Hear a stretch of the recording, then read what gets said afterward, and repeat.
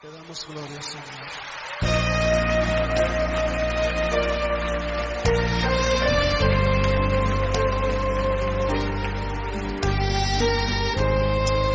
Señor, enséñanos a esperar en ti, en todo momento.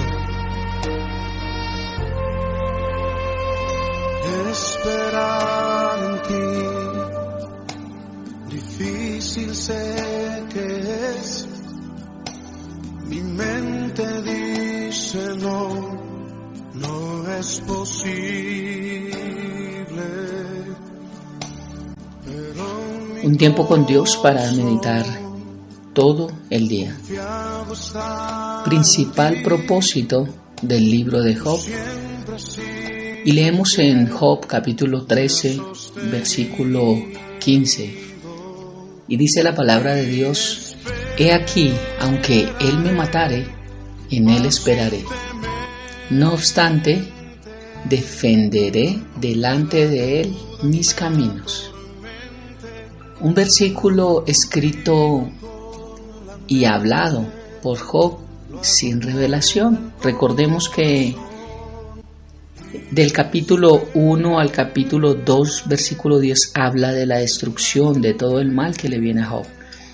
Del capítulo 2, versículo 11 al capítulo 31, versículo 40, hablamos que es un debate donde se habla sin revelación, donde los amigos de Job y Job hablan sin revelación. Hablaban lo que no entendían porque de oídas habían oído a Dios. Entonces este versículo entra en un estado en el cual Job está hablando de Dios lo que conocía, lo poco que conocía, pero no había tenido la revelación de Dios para su vida. Entonces él dice: aunque él me matare. Job creía que Dios era el que los mataba, que la muerte venía de Dios.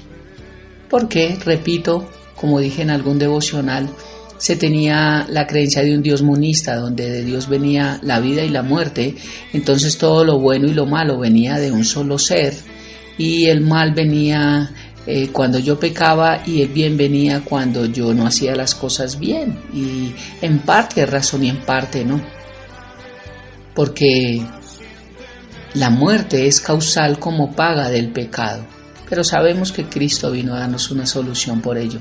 Pero él dijo: aunque él me matare, o sea, él pensaba que Dios era el que mataba, robaba y destruía. Mas aún así vemos su gran corazón y esa virtud tan grande de tratar de hablar de Dios de la mejor manera sin el entendimiento. Y eso fue lo que valoró Dios. Pero el propósito principal del libro de Job se divide en tres partes que las nombré y se encuentran en Santiago capítulo 5, versículo 9 al 11. El primero es advertirnos acerca de la queja, la murmuración y de no juzgar. Y dice la palabra de Dios: hermanos, no os quejéis unos contra otros para que no seáis condenados. He aquí, el juez está delante a la puerta. Santiago estaba recordando el libro de Job a la iglesia primitiva en Jerusalén, la iglesia primera que se desarrolla después del Pentecostés, y le está explicando acerca de la queja, de la murmuración y del no juzgar. Y dice Filipenses capítulo 2, versículo 14: hagan todo sin quejarse y sin discutir, todo. Porque siempre hay quejabanza para todo lo que hacemos, porque siempre estamos refutando, porque siempre no nos tiene contentos Dios con nada, y siempre hay queja, murmuración. Y dice también la palabra de Dios en Mateo capítulo 7, del versículo 1 al 5, hablando de no juzgar. No juzguéis para que no seáis juzgado, porque con el juicio con el que juzgas seréis juzgado, y con la medida con que medís os seráis medido.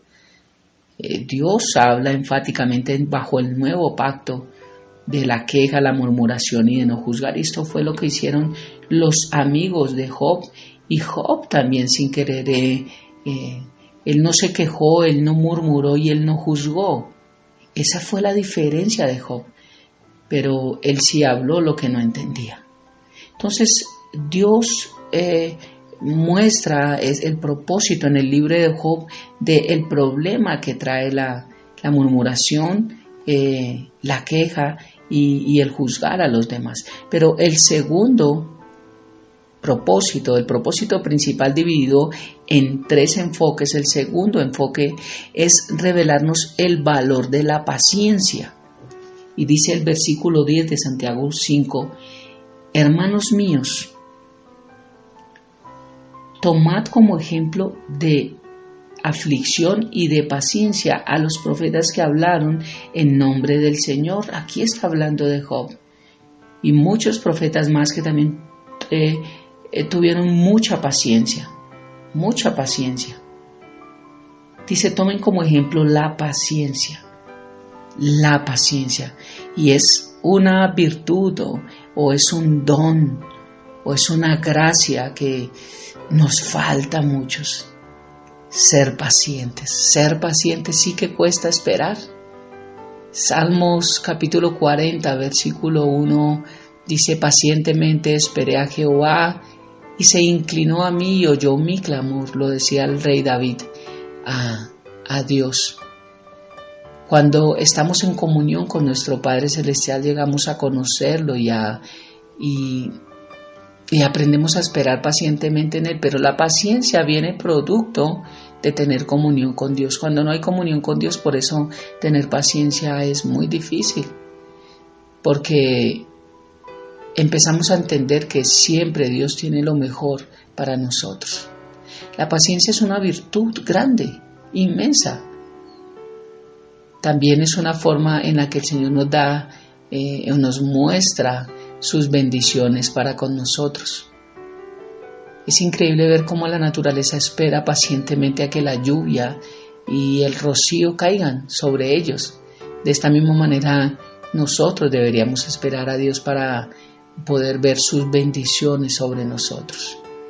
Y Santiago capítulo 5 versículo 7 dice, por tanto, hermanos, tened paciencia hasta la venida del Señor. Mirad cómo el labrador espera el precioso fruto de la tierra, aguardando con paciencia hasta que reciba la lluvia temprana y la tardía. La lluvia temprana es la que siembra el fruto, la semilla, y la tardía es la última que se derrama para ya recibir la cosecha. Entonces el labrador forja la tierra, la labra, la abre y pone la semilla y cierra esos surcos que abre cuando la labra. Cierra los surcos y envía agua para generar humedad. Esa es la lluvia temprana. Y espera pacientemente. No he visto al primer agricultor sentado al lado del fruto esperando los meses que dura para que dé la cosecha, esperando ahí hasta que brote la hoja.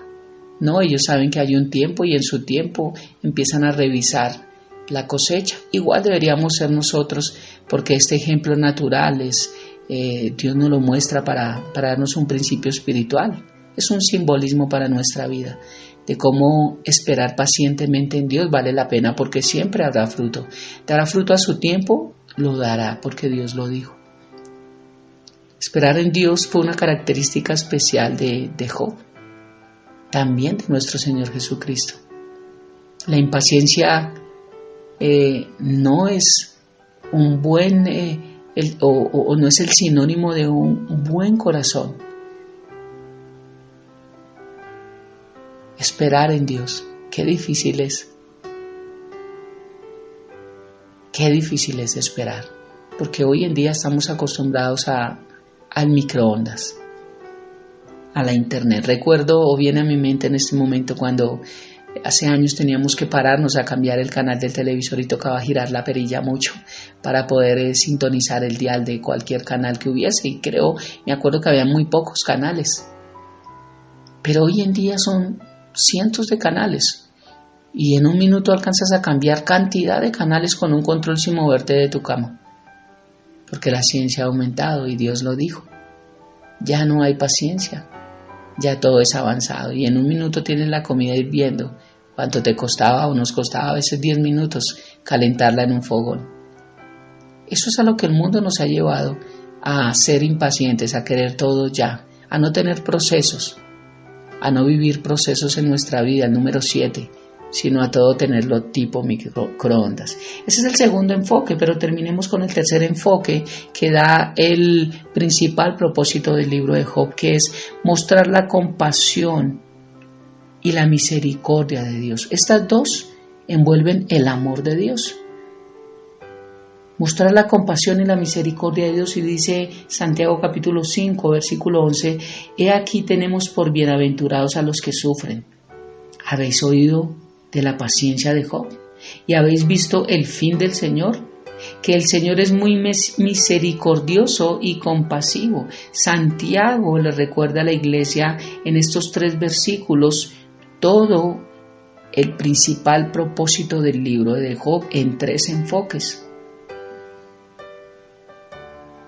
Advertirnos de que no nos cojemos, no murmuremos, no juzguemos.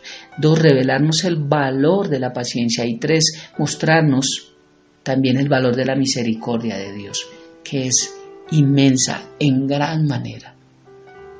Y dice la palabra de Dios en Hebreos 4:16, así que acerquémonos confiadamente al trono de la gracia para recibir misericordia, es lo primero que encontramos. Después dice, y hallar la gracia que nos ayude en el momento que más lo necesitamos. O sea que cuando yo oro bajo el nuevo pacto, me acerco confiadamente al trono de la gracia donde está papá. Pero lo primero que recibo es misericordia. Dios dejó este libro de Job para darnos a entender que la misericordia de Él siempre está para sus hijos. Y dice Efesios capítulo 2, versículo 4 y 5, pero Dios, Padre, Hijo y Espíritu Santo, que es rico en misericordia, porque de Él viene, de Él emana, por su gran amor por nosotros, nos dio vida con Cristo, aun cuando estábamos muertos en pecados. Por gracia, ustedes han sido salvos y yo he sido salvo. Qué versículo tan hermoso que encierra este principio de Job.